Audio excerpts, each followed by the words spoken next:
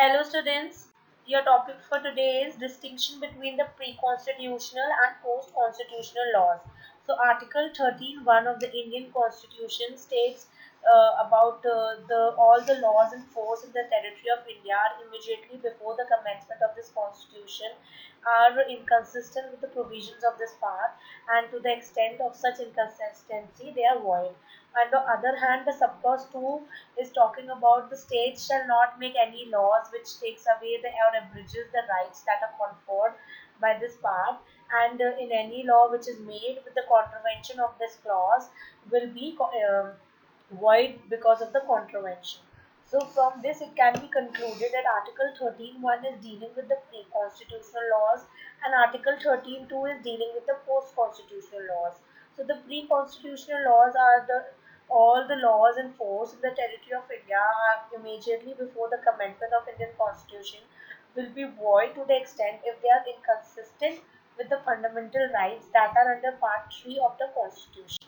And the post-constitutional law means that it is prohibiting the state to make any such laws which will take away or which will abridge the rights that are conferred by Part 3 of the Constitution. So if the state makes such law, it becomes ultra virus and is void to the extent of the contravention. So no retrospective effect with Article 13(1) of the Constitution, which relates to the fundamental rights, that has no retrospective effect.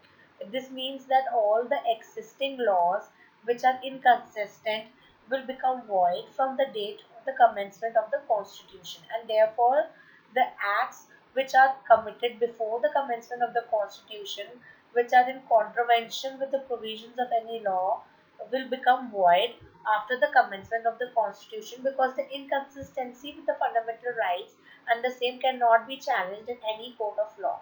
So it is not challengeable what acts are done before the commencement of the Constitution. So that means it has no retrospective effect. No retrospective effect means that if there is any kind of act which was uh, committed before the commencement of this constitution and which was which was violating the fundamental rights that are commenced by the commencement of this constitution will not be enforceable, because this constitution which is being commenced doesn't have a retrospective effect.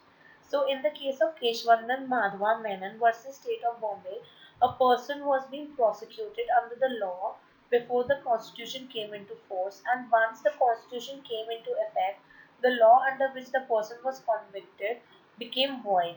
So hence the Supreme Court held that the person cannot be convicted under the said act. Thank you.